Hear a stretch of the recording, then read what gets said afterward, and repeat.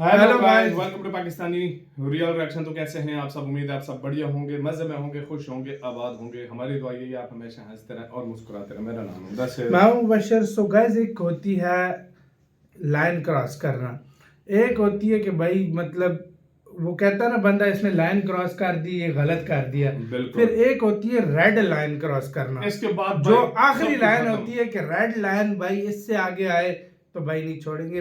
आज बांग्लादेश ने भारत के खिलाफ वो रेड लाइन भी क्रॉस कर दी है। क्या सीन हुआ है सारा कुछ जानेंगे। आप लोग भी बोलेंगे कि ये भाई बांग्लादेश जो कि हमसे चावल इधर से ले रहा है 27,000 टन, कभी क्या ले रहा है, और इधर से ये काम भी भारत के खिलाफ कर रहा है। तो भाई आपका पहले राय भी दीजिएगा, हम भी देंगे। पहले वीडियो देखते हैं, काउंट करते हैं 3, 2, 1 एंड स्टार्ट। बांग्लादेश ने पहले भारत को गालियां दी, बुरा भला कहा। उसके बाद जब मन नहीं भरा तो भारत के खिलाफ बेरख्तार ड्रोन तैनात कर दिए, जो कि उसने तुर्की से लिए थे। और इन ड्रोन से वो भारतीय सीमा पर इस समय निगरानी रख रहा है। इतना ही नहीं, अब बांग्लादेश इससे भी एक कदम आगे बढ़ चुका है। आप अपनी स्क्रीन पर देखिए, रिपोर्ट्स आई हैं कि बांग्लादेश अब तुर्की से नए टैंक्स खरीद रहा है, वो भी भारी संख्या में। और इतना ही नहीं, ये स्पेशलाइज्ड टैंक है। ऐसा मैं क्यों कह रहा हूं वो मैं आपको बाद में बताऊंगा। लेकिन हैरानी वाली बात तो ये है कि बांग्लादेश इस समय डायर फाइनेंशियल कंडीशन से गुजर रहा है। इनके फॉरेक्स रिजर्व तेजी से कम हो रहे हैं और ये बात निश्चित है कि इस साल के एंड तक कभी भी बांग्लादेश आईएमएफ के पास लोन मांगने जा सकता है। और आईएमएफ के लोन कितने घातक साबित होते हैं किसी देश के लिए, ये आप पाकिस्तान के साथ होते हुए देख सकते हैं। बांग्लादेश लिटरली एक फाइनेंशियल क्राइसिस में जाएगा। ऐसी स्थिति में बांग्लादेश नए टैंक खरीद रहा है, वो भी तुर्की से। और ये स्पेशलाइज्ड टैंक क्यों है, जो मैंने शुरुआत में कहा था, वो इसलिए कि ये नॉर्मल टैंक्स नहीं है, ये लाइट वेट टैंक हैं। और भारत के खिलाफ ही ये ज़्यादातर इस्तेमाल होंगे। वो इसलिए क्योंकि म्यांमार के साथ जो इनका झगड़ा है ना, वहाँ पर इनकी ज़मीन अच्छी खासी मिलती हुई है। ऐसे में आप हैवी टैंक भी लेकर जा सकते हो म्यांमार के खिलाफ लड़ने के लिए। लेकिन भारत की जो सीमा है इनके साथ लगती हुई, वो बहुत ही ज़्यादा डिफरेंट है। वो बहुत सारे डेल्टा से मिलकर बनी हैं, बहुत सारी नदियों की धाराएं वहाँ पर बहती हैं, कीचड़ जैसी स्थिति रहती है और बहुत सारी छोटी बड़ी नदियाँ हैं। उन्हें पार कर पाना बहुत ही ज़्यादा असंभव होता है किसी भी हैवी टैंक के लिए। लेकिन अगर आपके पास लाइट वेट टैंक हैं तो आप बड़ी आसानी से उन छोटी जलधाराओं को पार कर सकते हैं। कीचड़ जैसी जो स्थिति होती है वहाँ पर वो धंसते नहीं हैं।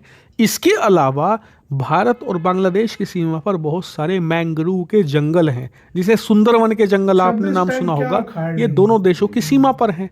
वहां के जंगलों से निकालने के लिए आपको छोटे और लाइट वेट टैंक ही चाहिए। इसीलिए जो ये टैंक खरीदे जा रहे हैं ये स्पेशली भारतीय सीमा के लिए ही हैं। और सबसे खास बात, ऐसा नहीं कि 10-15 की संख्या में खरीद रहे हैं।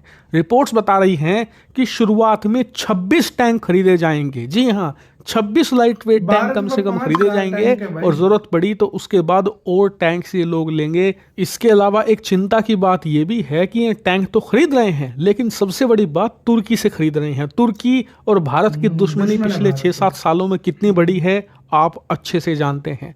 इस वजह से इन टैंक के बांग्लादेश पहुंचने में जो तुर्की का इन्फ्लुएंस है बांग्लादेश में, वो भी बढ़ेगा। और आप जानते ही हैं कि तुर्की और पाकिस्तान मिलकर काम करते हैं।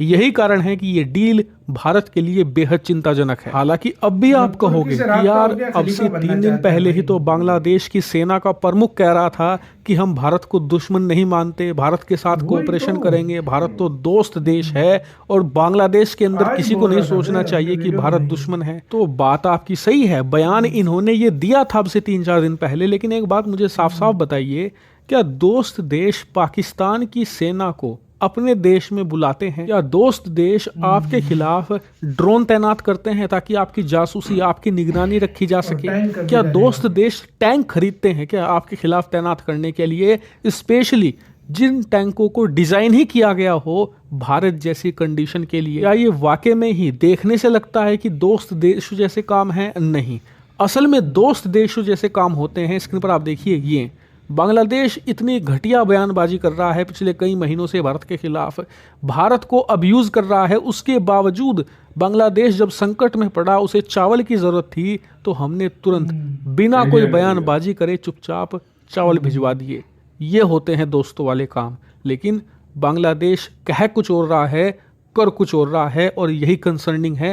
हालांकि आपका इस पूरी सिचुएशन पर जो भी ओपिनियन है, ऑनेस्ट तरीके से कमेंट करके ज़रूर बताइए। भाई मैं तो ऑनेस्ट यही बोलूंगा कि भाई 5,000 टैंकों की जब नाल इस तरफ मुड़ी ना तो बांग्लादेश में जलजला आ जाएगा भाई, सीधी सी बात है।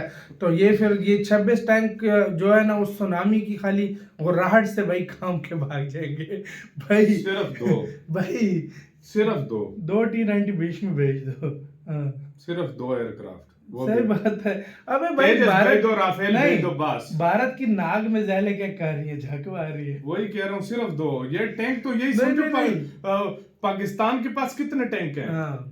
फिर भी 1000 बारी सोचते हैं हम इंडिया से पंगा लेने से पाकिस्तान पहले। के पास है हाँ? 3900 टैंक और इंडिया के पास है 4800 4900 के इस तरह, ठीक मतलब है। 1000 टैंकों का हम फर्क है। 1000 बार हम इंडिया के सोचते सामने हैं। भाई सोचते हैं 1000 बार हाँ। सोचते हैं। तुम क्या समझते हो कि ये 26 टैंक भाई क्या उखाड़ लेंगे भाई, ऐसे उड़ जाएंगे भाई ये सही बता रहा हूँ 26 टैंक मैं। क्या, तुम 2600 टैंक भी ले लो लेकिन इतना पैसा तुम्हारे पास नहीं है, वो अलग बात है।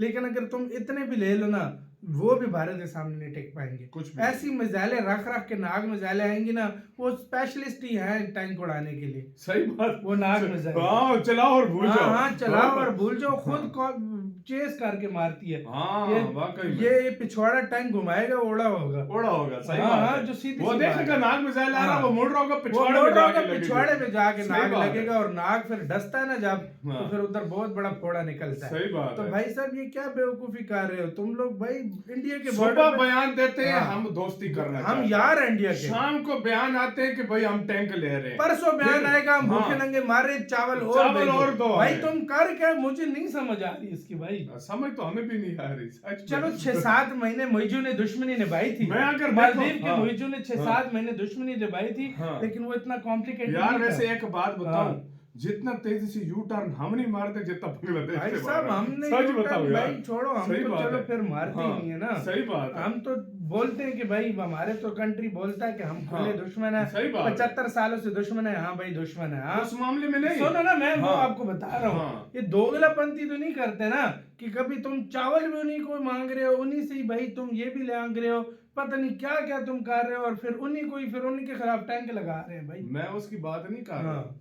हम ये कह रहे हैं ना कि बांग्लादेश का जो है ना कितने टाइम तक पाकिस्तान के साथ पंगा था, मैं उसकी हाँ, बात कर रहा भाई हूं। वो क्या इतनी U-turn मारा है? टाइम यू टर्न कैसा मारा है उसने? वही हैरान कौन है, और हम भी एक टाइम पे कहते और थे हम भाई, भी हमारे लोग, हम मैं भी आपको यार सच मान गए। बता रहा हूँ। हाँ। देखो सच बता रहा हूँ, जब आज से 10 साल, बल्कि 10 साल के 5 साल पहले की बात बता रहा हूँ, पाकिस्तान से के काफी लोग जो है ना वो बांग्लादेश को अच्छा नहीं समझते थे, कहते कि इन्होंने ये किया वो किया। यू टर्न तो पाकिस्तान ने इतनी जल्दी नहीं मारा जितने बांग्लादेश ने मारा। सही बात है। तो आपका किसका कहना है, अपनी राय बताना, अपना बहुत ज्यादा कारण रखना तो है।